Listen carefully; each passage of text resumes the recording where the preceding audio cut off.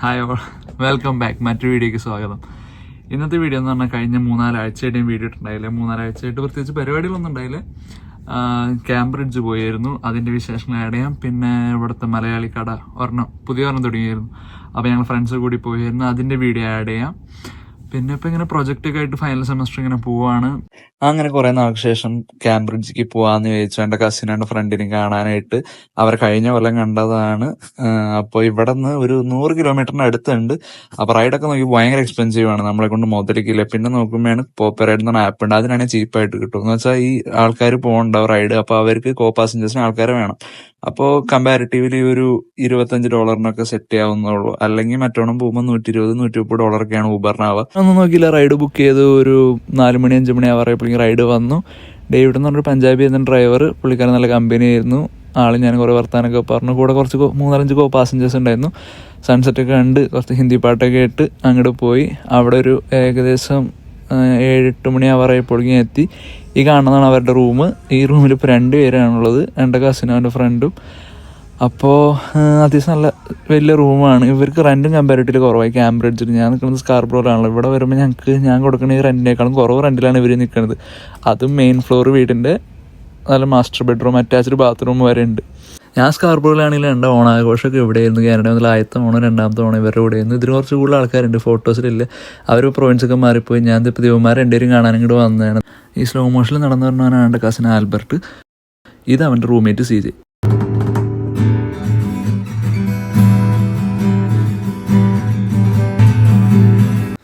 അങ്ങനെ വന്ന് കുറേ വർത്താനം വിശേഷങ്ങളൊക്കെ പറഞ്ഞ് ഫുഡ് അടി എല്ലാം കഴിഞ്ഞ് ഗിറ്റാറൊക്കെ വായിച്ചിരുന്ന് ലാസ്റ്റ് പടം കാണാനുള്ളൊരു മൂഡായി. അപ്പോൾ ഒരു പടമൊക്കെ ഇട്ട്, നല്ലൊരു പ്രൊജക്ടർ ഉണ്ടായിരുന്നു അവർ മേടിച്ച് വെച്ചാൽ. ആ പ്രൊജക്ടറിൽ പടമൊക്കെ ഇട്ട് അന്ന് പടം കണ്ട് കിടന്നുറങ്ങി.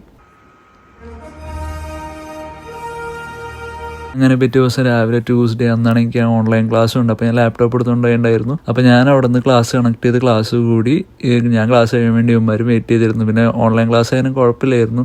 ജസ്റ്റ് ലാപ്പ് ഓണാക്കി വെച്ച് അറ്റൻഡൻസ് പറഞ്ഞാൽ മതി, പിന്നെ നമ്മൾ പ്രൊജക്റ്റ് ചെയ്താൽ മതി. അന്ന് തന്നെയാണ് സീരിയലിൽ ഒരു അങ്കിളും വന്നത്. നല്ല ടൈം എന്ന് പറയണല്ലോ. അതുകൊണ്ട് പുള്ളിക്കാർ ഇവൻ്റെ അനിയൻ കുറേ സാധനങ്ങൾ കൊടുത്തിട്ടുണ്ടായിരുന്നു. ഇവൻ്റെ അനിയൻ കാനഡയിൽ തന്നെ ഉണ്ട്, വേറെ പ്രൊവിൻസിൽ. അപ്പോൾ ഇവിടെ വന്ന് സാധനങ്ങളൊക്കെ കഴിച്ച് ഞങ്ങളെന്താ പറയുക, അന്ന് പ്ലാനൊന്നും ഉണ്ടായിരുന്നില്ല പ്രത്യേകിച്ച് എന്ത് ചെയ്യണമെന്ന്. ഞാൻ ഇവരുടെ വീട് കാണിച്ചാൽ ഇവർ നിൽക്കുന്ന റൂമാണ് ഫസ്റ്റ് ഫ്ലോർ.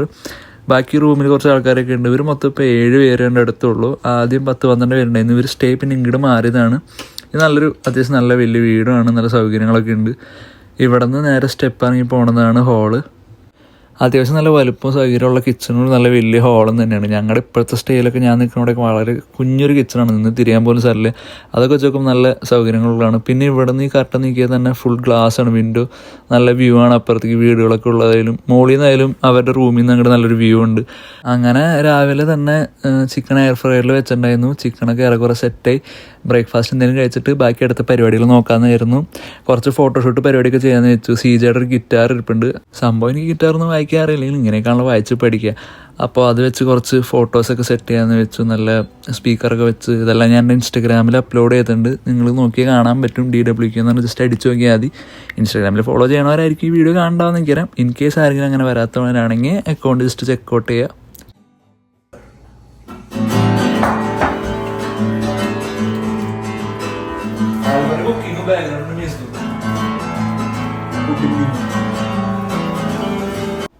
പെട്ടെന്നുള്ള വരവാൻ ഞങ്ങൾ പ്ലാൻസ് ഒന്നും ഉണ്ടായില്ല എവിടെ പോകണമെന്നൊക്കെ. അപ്പോൾ രാത്രി നടക്കാൻ പോകുന്ന പ്ലാൻ ഉണ്ടായിരുന്നു. പിന്നെ ഫുഡ് കഴിക്കുമ്പോൾ ഒരു മലയാളി കട ഉണ്ടായിരുന്നു. ഇവരുടെ ഫ്രണ്ട്സിനെയും കുറച്ച് പേരെ കാണാനും. അപ്പോൾ ഈ കാണുന്നതാണ് ഇവരുടെ വീട്, 3ാമത്തെ വീടാണ്. അപ്പോൾ ഞങ്ങൾ മുമ്പ് ഇവിടെ ക്യാംബ്രിഡ്ജിൽ വന്നിട്ട് വാട്ടർലൂർ കുറേ കറങ്ങാൻ പോയിട്ടുണ്ട്, പബ്ബിലൊക്കെ പോയിട്ടുണ്ട്. അപ്പോൾ ഇനി ഇത്തവണ സമ്മറൊക്കെ ആകുമ്പോൾ വീണ്ടും കറങ്ങാൻ പോകാൻ പ്ലാൻസ് ഒക്കെ ഉണ്ട്. അപ്പോൾ എന്തായാലും വീഡിയോസൊക്കെ ഉൾപ്പെടുത്താം. അപ്പോൾ ഇത്തവണ വേറെ വീഡിയോ ഒന്നും ഉണ്ടായില്ല. ഞാൻ ഇവരുടെ ഫ്രണ്ട്സിൻ്റെ അടുത്ത് എത്തിയപ്പോഴേക്കും എൻ്റെ ഫോണിൻ്റെ ചാർജ് തീർന്നു. അങ്ങനെ ഞങ്ങൾ തിരിച്ച് രാത്രി വീട്ടിലെത്തി, ഹൊറർ പടം കണ്ട് കിടന്നുറങ്ങി. പിറ്റേ ദിവസം തിരിച്ച് പോകാനുള്ള പ്ലാൻ തന്നെയായിരുന്നു. എനിക്കാണെങ്കിൽ തിരിച്ച് പോയിട്ട് പിറ്റേ ദിവസം ക്ലാസ് ഉണ്ട്, ഇവന്മാർക്കാണെങ്കിൽ ജോലിയുണ്ട്. അപ്പോൾ അങ്ങനെ തിരിച്ച് ബാക്ക് ടു സ്കാർബ്രോ. അങ്ങനെ അടുത്ത ദിവസം ക്ലാസ് കഴിഞ്ഞിട്ട് ഫുഡ് കഴിക്കാൻ പോകാനുള്ള പ്ലാൻ ഉണ്ടായിരുന്നു. അപ്പോൾ സാമിൻ്റെ ബർത്ത്ഡേ കഴിഞ്ഞിട്ടുണ്ടായിരുന്നു. അപ്പോൾ ഈ 90s ലോഞ്ച് പുതിയ തുടങ്ങിയതാണ്. ഇവിടെ വന്നിട്ട് വല്ല ഡെസേർട്ട് എന്തെങ്കിലും ട്രൈ ചെയ്യാമെന്ന് വെച്ചു. അപ്പോൾ ഞാനും അലോഷ്യും സാമും സേതും പിന്നെ മീരയും ഞങ്ങളെല്ലാവരും കൂടി ഇവിടെ കയറി. അപ്പോൾ മീരയ്ക്ക് ക്ലാസ്സില്ല, അവളിപ്പോൾ ജോലിയിലാണ്. ജോലി കഴിഞ്ഞ് അവളിങ്ങോട്ട് വന്നു. ഒരു സാമിൻ്റെ ബർത്ത്ഡേ ചെലവിൻ്റെ വ്ളോഗാണ്. ഞങ്ങളെ പറ്റിച്ച് $15 ഞങ്ങൾ ഒതുക്കി. ബർത്ത്ഡേക്ക് ചെയ്ത് അതന്നെ. അങ്ങനെ ഓർഡർ ചെയ്ത സാധനങ്ങൾ വന്ന് 2 ഡെസേർട്ട്സ് ആയിരുന്നു. ഒന്ന് പിസ്തയും ഐസ്ക്രീമും ഉള്ളത്, ഒന്ന് മാംഗോ ഐസ്ക്രീമും, പിന്നെ കുറച്ച് കേക്കിൻ്റെ പോലത്തെ അടിയിലുള്ളത്. രണ്ടും നല്ല സാധനങ്ങളായിരുന്നു. ഓഫർ ഉണ്ടായിരുന്നു, ഒന്നെടുത്ത് ഒന്ന് ഫ്രീ, $15 രണ്ടും.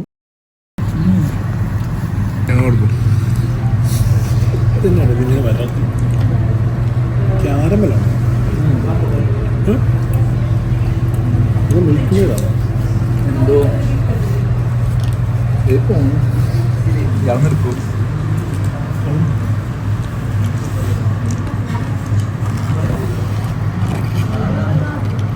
അങ്ങനെ ഡെസേർട്ട്സും സ്റ്റാർട്ടേഴ്സൊക്കെ ആയിട്ട് അവിടെ നിന്ന് ഐസ്ക്രീം കഴിച്ചിട്ട് തൊട്ടപ്പുറത്തുള്ള കേരള കഫേ കയറി. അവിടെ വരാനായിരുന്നു പ്ലാൻ. പിന്നെ അവിടെ ഈ പുതിയ കട കണ്ടപ്പോൾ കയറി ജസ്റ്റ് ട്രൈ ചെയ്തെന്നുള്ളായിരുന്നു. എല്ലാ തവണയും വന്ന് ബിരിയാണിയും പൊറോട്ടയും കഴിച്ച് മടുത്തോണ്ട് ഇത്തവണ എന്തെങ്കിലും വെറൈറ്റി ഓർഡർ ചെയ്യാന്ന് പറഞ്ഞിട്ട് ഭയങ്കര ചർച്ച ചെയ്യുന്നു. എന്തോ ഓർഡർ ചെയ്യണമെന്ന് ഫുൾ കൺഫ്യൂഷനായിരുന്നു. കുറേ ഉണ്ടായിരുന്നു വെറൈറ്റി സാധനങ്ങൾ. അപ്പോൾ ഏത് ഓർഡർ ചെയ്യണമെന്ന് എല്ലാവർക്കും ഡൗട്ടായി. ലാസ്റ്റ് എല്ലാവരും കൂടി ഒരു തീരുമാനത്തിലെത്തി ഇത്തവണയും പൊറോട്ടയും ബിരിയാണിയും തന്നെ കഴിക്കാമെന്ന്. ലാസ്റ്റ് പൊറോട്ടയും ബിരിയാണിയും പിന്നെ എന്നിട്ട് ചിക്കനും ബീഫും പറഞ്ഞു. ഇത് നല്ല അടിപൊളിയാണ്. ഞങ്ങൾ ഇടയ്ക്കൂടെ ഒന്നും കഴിക്കാറില്ല. ഇവിടുത്തെ നല്ല അടിപൊളി പൊറോട്ടയും കറിയൊക്കെ ആണ്, സെറ്റാണ്. അത്യാവശ്യം നല്ല ക്വാണ്ടിറ്റി ഉണ്ട്, നല്ല ടേസ്റ്റും ഉണ്ട്. അന്നത്തെ ഫുഡ് അടി എല്ലാം കഴിഞ്ഞ് എല്ലാവരും തിരിച്ച് വീട്ടിലേക്കും പോയി. അങ്ങനെ സാറ്റർഡേ ആയി, വീക്കെൻഡായി, തിരിച്ച് ജോലിക്ക് വരണം. Shift day. എന്ന് ഞാൻ ജോലിയിൽ മറ്റേ ഡ്രൈവർമാരുടെ ജോലി എന്നിട്ടെന്ന് കാണിച്ചു തരാം. ഈ ഡ്രൈവർമാർ ഈ ബസ്സും കൊണ്ട് എങ്ങനെയാണ് ക്ലീൻ ചെയ്യണ പരിപാടി എന്ന് കാണിച്ചു തരാം. അപ്പോൾ സാധാ ക്ലീനിങ് എല്ലാം കഴിഞ്ഞ് ബസ്സുകളിലേക്ക് പുറം വശം ക്ലീൻ ചെയ്യുന്നത് ഈ ഓട്ടോമേറ്റഡ് മെഷീൻസിൻ്റെ ഉള്ളിലൂടെയാണ്. ഈ ബസ് ഇതിൻ്റെ ഉള്ളിൽ കൂടെ നൈസായിട്ട് എടുത്ത് കഴിയുമ്പോൾ ഇത് സെൻസർ വർക്ക് ചെയ്ത് കഴിഞ്ഞിട്ട് കുറച്ച് കഴിയുമ്പോൾ ഇവിടുത്തെ ഇതൊക്കെ വർക്ക് ചെയ്യാൻ തുടങ്ങും. പിന്നെ അവിടെ നിന്ന് വെള്ളം ഇതൊക്കെ അടിക്കും, ബസ് ഇതിൻ്റെ ഉള്ളിൽ കൂടെ പോവും. അങ്ങനെയാണ് ബാക്കി പരിപാടികൾ. ഇതിങ്ങനെ വെയിറ്റ് ചെയ്യേണ്ടി വരാറുണ്ടോ?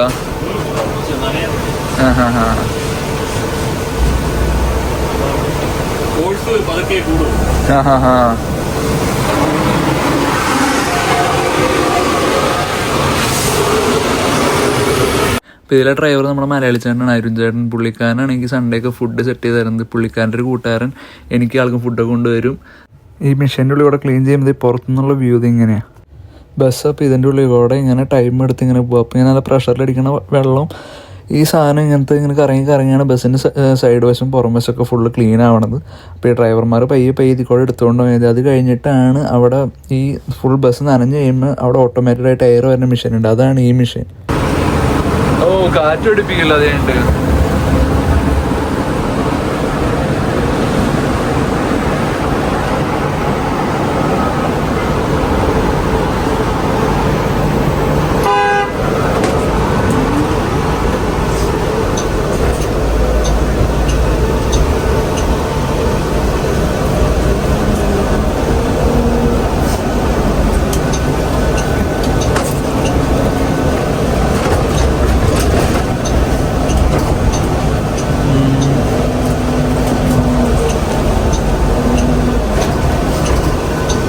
ഓരോ വണ്ടി വരുന്ന സ്ഥലം നേരത്തെ കൂടി പറയല്ലോ അവര്. എടുക്കേണ്ടതാണല്ലോ ഓരോ.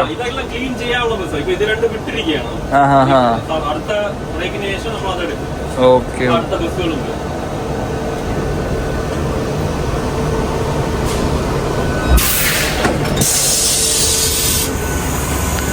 ഇത് വരുമ്പോഴാണ് ഈ ലൈറ്റ് വരാറില്ലേ? ഇത് വരുമ്പോ അല്ലെങ്കിൽ ലൈറ്റ് വരാറ്, അല്ലെങ്കിൽ ലൈറ്റ് ഉണ്ടാവാറില്ലേ? അങ്ങനെ ലാസ്റ്റ് ബസ്സും കൊണ്ട് പാർക്കൊക്കെ ചെയ്തിട്ട് പിന്നെ ബ്രേക്ക് ഒരു 1.5 മണിക്കൂറുണ്ട്. ചേരൻ ടിമ്മിൽ വന്ന് ചായയൊക്കെ കുടിച്ച് വർത്താനൊക്കെ പറഞ്ഞിരുന്ന് അന്നത്തെ ദിവസം അങ്ങനെ തീർന്നു. Back to Monday. അപ്പോൾ അത്രേ ഉള്ളൂ ഇന്നത്തെ വീഡിയോ.